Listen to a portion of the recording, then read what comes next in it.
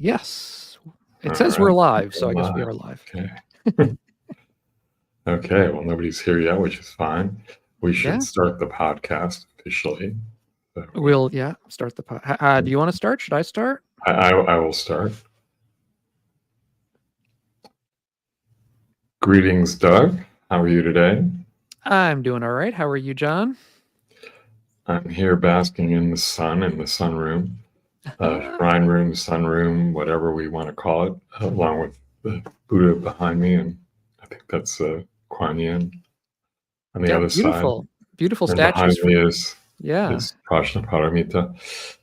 For those who don't see it, that's beautiful. Yeah, who can't see it in the. You can't see it on the audio, I guess. Oh well, you can imagine it. You can. And actually, it's very related to our discussion today because it's about form. Yeah. And so behind me are three rupas. True. And how do we work with that? And what is form? Yeah. And it's funny. I was teaching a bit about it yesterday, not directly, but I was teaching about actually mana that we talked about a couple of weeks ago in the context of the Diamond Sutra. Mm. And I was just drawing on one particular phrase from that sentence, paragraph from that sutta around generosity, and and unsupported generosity, unsupported by any of the senses. And it struck me at that moment that all of the senses result in a form of some sort.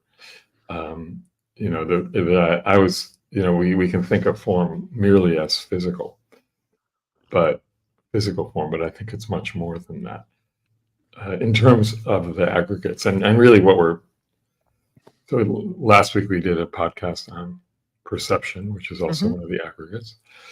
And so I think we decided after that to cover them all. So sure, yeah. And form is considered the first aggregate, although I don't know that the aggregates are necessarily sequential. Well, yeah, I mean, it usually comes first in the list. Way it is, yeah. Yeah, but it doesn't really and matter. It's also fairly early on, if not in the, I forget where it lies in the context of the dependent origination, but it's there as well. Yeah, I don't think it's mentioned as such. There's no like form on there, but there's there's one, what's the word I'm looking for? It's the two-part name and form. That's it. Name and form. There you go. Yeah. Name and form. Name and form. And so anyway, I'm curious to hear what the scholarly take on form is on rupa, what that implies. And then, then we can talk about how it plays a role in dukkha and freedom from dukkha. Right. Well, I mean, form, obviously one of the five aggregates. It's in early Buddhism is standardly analyzed into the earth, air, fire, and water, the four major elements. So we can think of it as physical objects. In the scheme of the five aggregates, it's most directly related to our own bodies, and how we create a self influenced by our own body image and what we think of as our body and our body itself. It also, outside the idea of the aggregates or in a broader idea of aggregates, includes all physical objects, forms outside of us as well. So there's, a whole lot of, for example, mindfulness of these four great sure, aggregates that come together and make form is important as well. But I think, there's two ways of approaching form. One is as physical objects outside of us that interact with our bodies and all the rest. And also we can think of form as a perception a feeling, a sense that we have. So some people will like to interpret form as a certain kind of physical or a sense of our bodies rather than the actual physical body itself. And people will say it's, that that, for example, solidity is the certain kind of feel that we have with certain kinds of elements in our body, like the teeth and the bones. That liquid has to do with the flowing elements in the body, or the cohesive elements in the body. That air has to do with the gaseous elements in the body, and that fire has to do with the heat in the body, and that the best way to interpret, therefore, form is in terms of certain kinds of felt experiences. And within interpretations, sort of scholarly interpretations of early Buddhism, there's sort of two ways to approach this, as external things that actually exist, or as feelings, experiences that we have of the world. I don't think we need to decide one way or the other, because they're, in the early text, it Right. doesn't make a distinction. But nevertheless, I think there are two ways of approaching it, and in our practice, as as sort of physical things, or as experiences as of physical things. And certainly in the latter is one way that we approach it in mindfulness meditation, for example, in the first foundation of mindfulness of the body. Right. Yeah. And the reason I was bringing in the senses is because, in a sense, form can also be for me, as I see it, and because remember, these are aggregates of clinging, and so it's like, what are we clinging to? And our mind grabs a hold of something, often through the senses, right? So we grab a hold of a smell, we grab a hold of a sight, we grab a hold of a sound, and that creates a feeling, which then creates a perception, which then creates formations. Not formations separate from form, mental formations. And so when it comes to the first level, the physical body, this physical body, my physical body, right? That's more the felt sense. I see my physical body right now on the screen, but that's not my physical body. That's just a representation of it. I can sense my physical body by touching my physical body. And then and through that, I can I have certain feelings about my physical body when I touch my physical body. And then, of course, if I'm seeing another physical body, there's sight and the physical body. So there's the sight creating the form around that physical body, which I then have a feeling about, and then have perceptions, et cetera, et cetera. So it really can take, it can be I think, a pretty vast spectrum of what we consider form. And if we were blind, of course, we would experience form very differently. And if we couldn't hear, we would experience it differently. Some animals, of course, and we're not talking about, Dharma isn't really necessarily isn't presenting itself in terms of how an animal would see the Dharma, but some animals have much stronger olfactory organs than we do, certainly. And some animals don't see at all, so they're only, or they're seeing through their hearing, like bats. So it's like, it's kind of what is created through the perception that is a form. Yeah. And so, and then from there, right, what creates the clinging of self? Yeah. How do we construct our idea of ourselves? And I think one way of looking at the 5 aggregates is in terms of 5 different ways that we can create our sense of self. And so one of the ways therefore we can think of constructing our sense of self is around the physical body. Many of us cling to a sense of the physical body, for example, as youthful, as beautiful, as handsome. You know, particularly people, for example, who are maybe models or who are in movies or television. The physical body is sort of who they are. I mean, their appearance is who they are in terms of, their Sure. career, and there may be a lot of attachment to that, which may create dukkha and problems as they get older, for example. Or if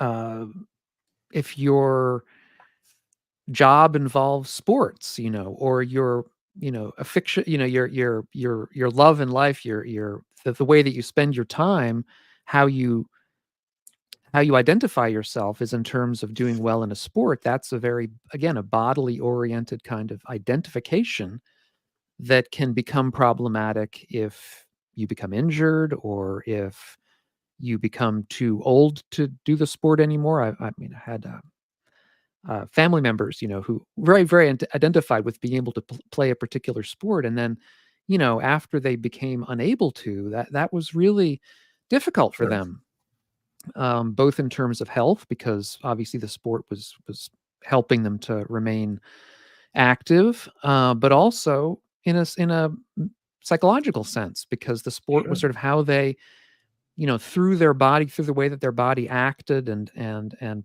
performed, kept them, it kept them oriented as to a particular person and a particular identity. So this is one of the ways we can think of that first bodily or that first aggregative form as a way we can sort of construct and cling to who we are. Well, and then there's also how others see my form and my perception of how others see my form. And then the feeling that comes from that perception, and then the thoughts that go around that.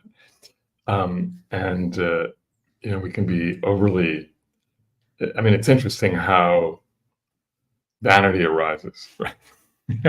Yes. And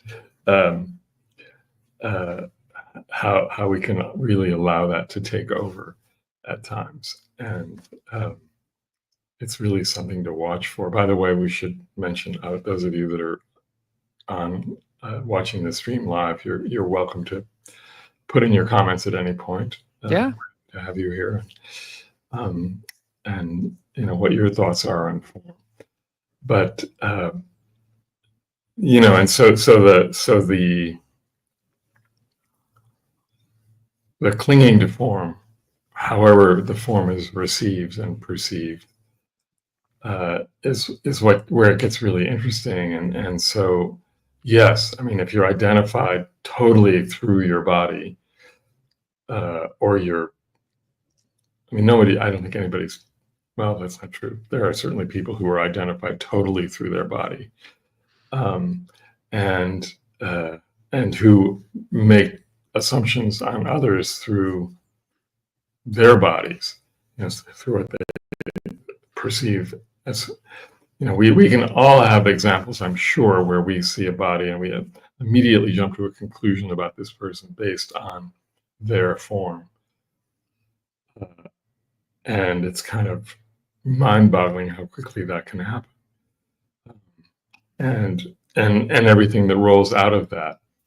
And so it's easy to see how it might, in terms of dependent origination, how name and form like create a very quick cycle to, either clinging or aversion or somewhere in between. And Well, I think in the dependent origination, it's the name and form that then create the sense organs, so that you have the name and form. So the sense organs sort of come out of name and form, and then that's the sense organs that that make contact with the world, and then it's the contact that brings pleasant and painful, and that's where but it all starts with the body and the name and form. So yeah. Yeah. And then there's, how, just obviously rupas, and, not just in Buddhist tradition, obviously, but in any religious tradition, uh, icons, all sorts of examples of that. And of course, particularly in later, the Buddha, there were no Buddha rupas when he was alive, and he wouldn't have wanted them. And how do we receive a rupa when we see it? What arises for us? What's it meant to inspire in us? And does it? How necessary is it? And we've there have been times, for instance, when I speak about the hindrance of doubt in practice, and one way of working with doubt is to visualize in your mind, the Buddha, and to sort of that form, inspires. So, and it's not like we can't get rid of form. That's not the point. We're never going to get rid of form. We don't want to get rid of form. And form is what sort of makes life possible, life interesting. At the same time, we can also start to see how our reception of form, in whatever form it is, how our reception, really starts a process, or can start a process, or even what do we consider the role of form in visualization practices and things like that, which I don't do very much of, but there is still there's an import there. There's a value there, depending on how one holds it, how one, how it impacts us. So, yeah, and I think, it's true that we can practice with form in many different ways.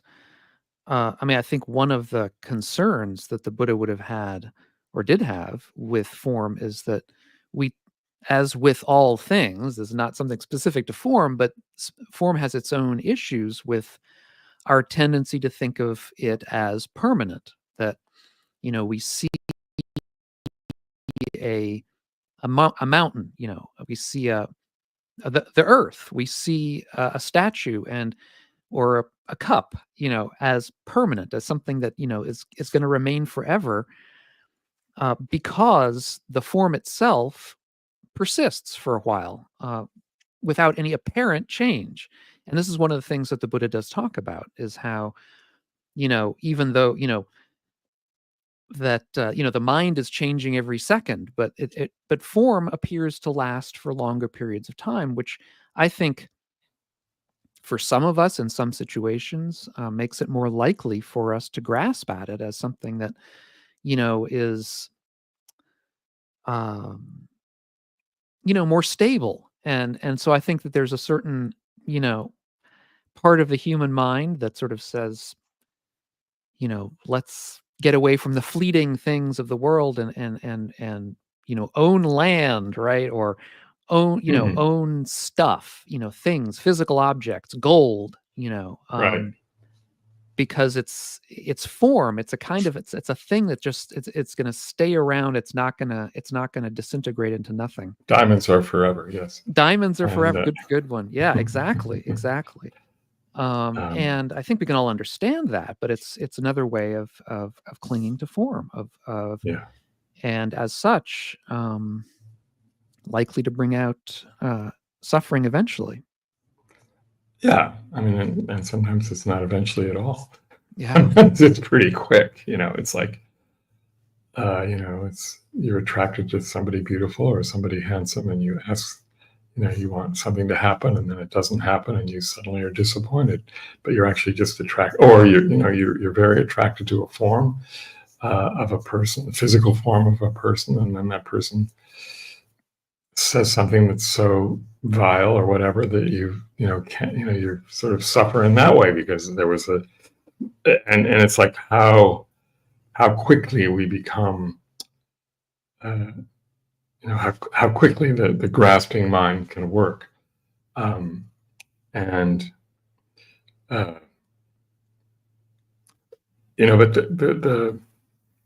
the idea of this, it's the sense organs which kind of I should say it's our senses that kind of gravitate around something, and it's not, that's a good thing. I mean, if it weren't happening, I'd be concerned, and yet I can also see how quickly that wrapping around something, which, even if I know it's impermanent, conceptually and even experientially, I know that whatever this mind is grasping, these senses are grasping around, and how this mind is creating formations around that, I know that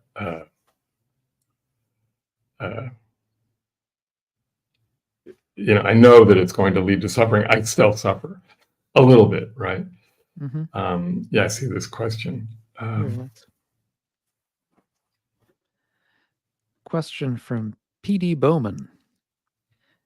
Wants to hear discussion of the language and idea of the permanent things in modern conservative movement thought.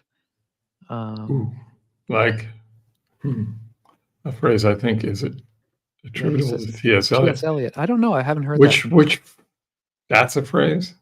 I'm not sure which phrase you're talking about. I think he's talking about the idea of permanent things. Uh-huh. Well, I mean, there's a general idea of conservatism as conserving. I mean, that's the whole idea of conservatism is right. Is that they're permanent. There are sort of certain ideals in life that deserve conserving. I mean, that's the whole idea of being conservative. And the question, I guess, is what those things are and whether they are really deserving of being conserved or not. And this is the whole issue now. Right. And one could say that, I mean, in the modern conservative movement, as opposed to conservation of, things that are useful and helpful and important, the modern conservative movement is more trying to conserve something that doesn't. It's almost like, and without lighting any political fires here, it's more about bringing back things which seem to be changing. It's like in terms of like the idea of the form of an American. Who's an American, right? And we can look at Nazism as it's that was a German was this kind of being, right? And anybody who wasn't that wasn't German and shouldn't be here. And there is that notion of this is what makes this true, and the idea that anything is that consistent or certainly permanent, inevitably gets us into trouble. And if we consider form, like everything else in the aggregates, to be fluid in itself, that it's constantly changing. I mean, there are certain, I forget what they were called, what the word is. There are certain things the Buddha said are here, are true, are natural things in the natural environment, the weather, and other things that sort of fall outside of this context a bit. But those things that the mind is holding to, that are in a sense supported by, just going back to the supported versus unsupported, right? That are supported by thought, that are supported by ideas and perceptions. Those things in our lives, which if we start to see through or if we start to see the impermanent nature of all the aggregates, then whatever form we are clinging to, whatever form we are holding on to or desiring, suddenly becomes, oh, well, not really, and yeah, I mean, and so I don't want to get, I don't know that either of us has the wherewithal or the knowledge to sort of address PD's I mean, question here. Yeah, I mean, one thing But I would say is that to an extent, I think the modern conservative movement is, I mean, trying to conserve a certain kind of power structure. Power structure, lifestyle, Yeah, and a that, binary, environment. yeah, and to an extent, that's not really about form per se. Although, as you just now said, there are elements of it that do contact the idea of form in various respects. What is the right, form of sexual identity or something like that? Right. Yeah. But a lot of it has to do with, we might say, other aggregates, like the aggregate of volition, aggregate of perception, how you Right. perceive certain things. So it's quite a broad kind of issue. But I mean, you're on the right track here with the question, because I mean, when we're asking about conservatism, I think we're asking about permanence, about what could be permanent, and certainly, for example, the Buddha did believe that the Dharma was something that was, in a sense, eternal or timeless. So, ideas of right and wrong, of harm and benefit, of healthy and unhealthy, those kinds of things are not constructed in the moment. I mean, they happen in the moment, but they're sorts of things that have a certain kind of eternal truth to them, for the Buddha. And so, to an extent, and certainly traditionally, Buddhism has been quite conservative in certain respects. And people have written about this for a long time. I mean, there's, certainly Buddhism is a traditional religion in many, many, many ways. So I don't think we need to be, binary about saying, conservatism is wrong and, liberalism is right, or that there's even a distinction necessarily between them, because there are elements of conservatism in liberalism as well, and, the other way around. So complexify things, I guess, a little bit. Yeah. And then there's form and there's emptiness, and there's emptiness and there's form. Yes. And it's okay, that's a whole other way of seeing it. I mean, we need both. We need to understand both, to experience both, and to sort of see, oh yeah, and this form is here. I mean, I'm looking to my left at a rather nice form of Kuan Yin, and okay, so there's that. And yet that's just a solid piece of wood carved in the shape of a bodhisattva, beautifully carved, I should say, and it's there, and yet it's really empty of substance, because it's constantly changing anyway, and eventually it won't be there. And my perception of it is also empty, and it's like, and there's that sort of, there's that. And, we can get lost and just say, well, it's all about emptiness. No, it's all about this. And there's form that we live in. There's forms that we live with. There's forms that need to be addressed. There's all sorts of things. We can't have one without the other.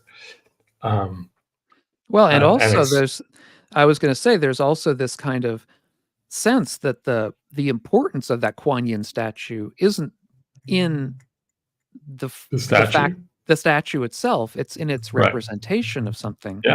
Yeah. And there's this interplay, because without the statue itself, you wouldn't be aware of the representation.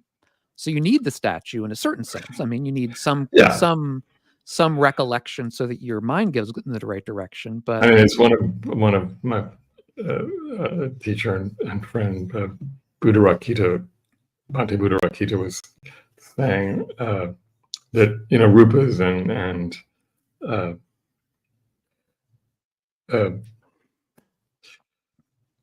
sorry, blanking out on the word. Things like rupas are like having little Post-its around. Yeah.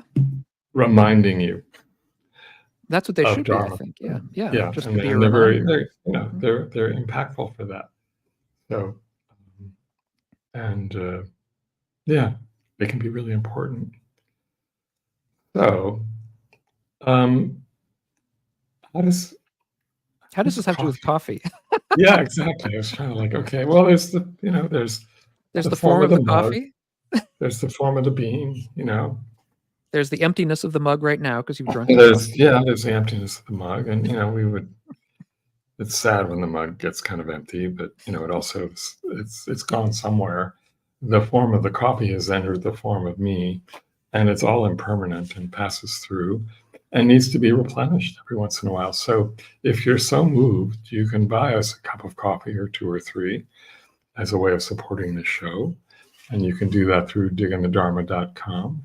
Diggingthedharma.com. I'll put it up here on the screen. Where you can also leave comments, as well as on the YouTube side. And we love getting your comments and questions. So please, and don't, speak wisely, speak kindly, but feel free to give us feedback in any way that it comes to you. And thanks to P.D. Bowman today for the comments. Yeah, yes, really interesting question, P.D. And yeah. So until next time, keep digging the Dharma. And is there any announcements? No announcements at the moment. Those of you in the Chicago area, so anybody who's in the Chicago area, I'll be doing a day-long retreat here in Hyde Park on November 17th. It's on my website, johnaaron.net, so you can find it there. And be wonderful to meet any of you that come up for it. Yeah.